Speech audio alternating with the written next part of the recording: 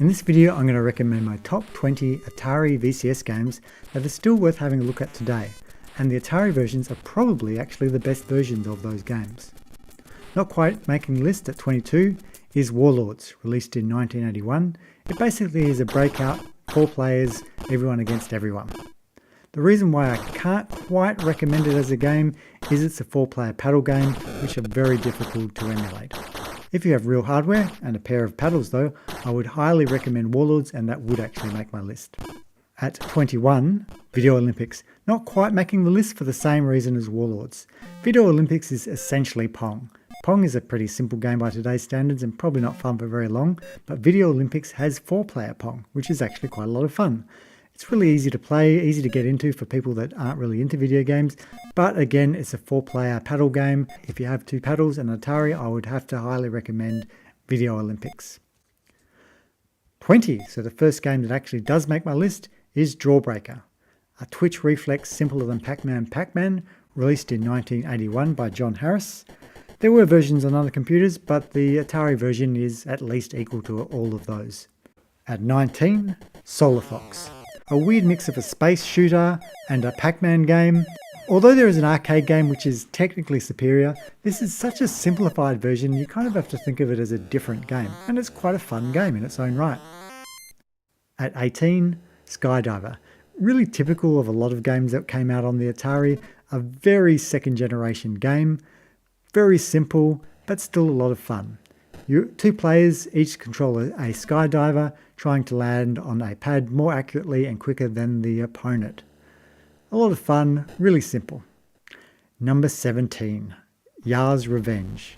Couldn't really have a list of the top 20 without having this one in. It's such an original game and such a classic. Can't honestly say that I was a huge fan of it, or I didn't really have it back in the day and haven't really got into it since, but it's such an unusual and again second generation game that it really is worth having a look. Number 16, Frostbite. Frostbite is like a cross between Frogger and Qubit. Wasn't on any other system. You're basically a little Eskimo jumping from iceberg to gather up ice bricks to build your igloo. Really simple but really fun, lovely graphics, really well put together simple game. Number 15, Turmoil. A shooter where you move up and down, left and right on the screen, shooting enemies coming at you. Much the same as Tempest, but on a more 2-dimensional plane. Some enemies can only be shot in one direction, some enemies leave bonuses behind which you can rush down the column to pick up. Really simple, really fast, twitchy shooter. Number 14, Fishing Derby. Another second generation game. Just almost a terrible game, but just somehow gets through it with its simple charm. You're basically playing against the computer or another player to catch as many fish as possible. The fish towards the bottom of the screen are worth more than the fish at the top, and you have to avoid the shark. Very simple. You're not going to play it for hours, but for a couple of games, it's quite a lot of fun and it has a lot of charm. Number 13, Kaboom, another paddle classic. Because it's only a 1-player paddle game, easy to emulate.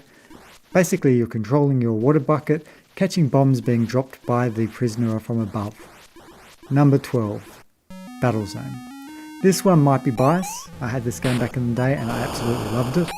And one of the things that I find interesting about it is the fact that it's a tank game and it's 3-dimensional. Because the Atari was originally designed to play 2 games, Tank and Pong, it's really quite fascinating that they managed to make a proper 3-dimensional game like Battlezone on it. Very primitive by today's standards. Is it better than the arcade game? Kind of yes and kind of no. The arcade game had much better atmosphere and much better graphics, but the Atari version was much faster and action-packed. Number 11, Aardvark. Bit of a cheat because this is a homebrew released in 2019, but it's such an amazing game that I have to mention it. It's basically an Atari version of the arcade game Anteater, and they really got it spot on.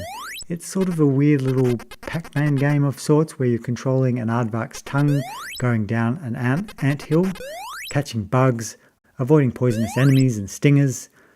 An amazing game, a huge achievement, very well animated, Just an amazing, amazing game. Number 10, Dragon Stomper, the very first RPG on a home console. Requiring the Starpath Supercharger to play it, which is basically a memory expansion for the Atari, it was the first of its kind. Very, very, very simple by today's standards. Still kind of playable, kind of an interesting game. Number 9, Pitfall and Pitfall 2. I kind of have to rope them in together. Again, really simple by today's standards, kind of repetitive in a lot of ways, but an amazing achievement. Pitfall came out only a year after Donkey Kong and introduced the whole idea of a sprawling, long-play platforming game. Pitfall 2 was another huge technical achievement on the Atari. Huge sprawling levels, released in 1984, a year before Super Mario, it featured multiple characters, swimming, save points. Yes, it's a bit repetitive by today's standards, but still a landmark game and worth checking out because of that. Number 8, Space Invaders. Atari had a great version of Space Invaders with a lot of really interesting variations in it. Do you want to have invisible aliens? Do you want to have zigzagging bullets? Do you want to have cooperative play? Turn the game on with the reset button down and you'll get double bullets. Number 7, Phaser Patrol. Another Starpath Supercharger game, which basically means you need the Starpath memory expansion to play it. It's a rip-off of Star Raiders, but it's my favourite rip-off of Star Raiders. Really fun game. I kind of miss these first-person, very simple space shooters that just were around for a while in the 8-bit generation and kind of disappeared after that. Number 6, River Raid. Another one of those games that somehow managed to be complete within the Atari. Most Atari games really seem like a compromise, like they aren't quite doing what they really would want to do. Carol Shaw, in programming River Raid, really looked at what the Atari could do and designed a game around those constraints. River Raid is really quite a fun shooter even today. Number 5, Combat, the packing game. Fight against your friends in tanks, jets, biplanes. It's a simple game, but it's a lot of fun. And again, what makes it fun is all the variations. You can have bouncing bullets, you can have invisible tanks, and again, you can have biplanes or jets. Lots of variation and fun. Number 4, Phoenix. Demon Attack is probably better known as essentially a rip-off of Phoenix, but Phoenix on the Atari is a really excellent conversion, and I actually think it's better than the arcade game. It's really quite fast. It manages to has 3 distinctly different levels in it, where aliens behave differently, or birds in this case. A really fun, brilliantly designed bottom shooter. Number 3, Berserk. Halo, Doom, all these shooters owe some of their heritage to the game Berserk, which started that whole genre of one man against the enemies. So one man fighting his way through hordes and hordes of robots. Again, it's unusual, and they kind of got the graphics better in the Atari version than they were in the arcade game. Very, very simple, but a great game. Number 2, Hero. A flying platformer of sorts. Hero is an absolute masterpiece. How they managed to make this on an Atari without any support chips is absolutely beyond me. A beautiful game that looks better on the Atari than it does on any of the competing systems. Most of the competing systems added graphics which, in my opinion, made it look a lot worse than the original version of it. And number 1, Adventure. Adventure is the first open world game, the first graphical adventure game, an absolute masterpiece. It's a puzzle game. It's one of the only games on the Atari which I actually play quite regularly. Might be difficult to look at in today's standards. You're moving a square around, it's very basic, but the random elements of it and the way it has a real world that exists outside where you are is groundbreaking.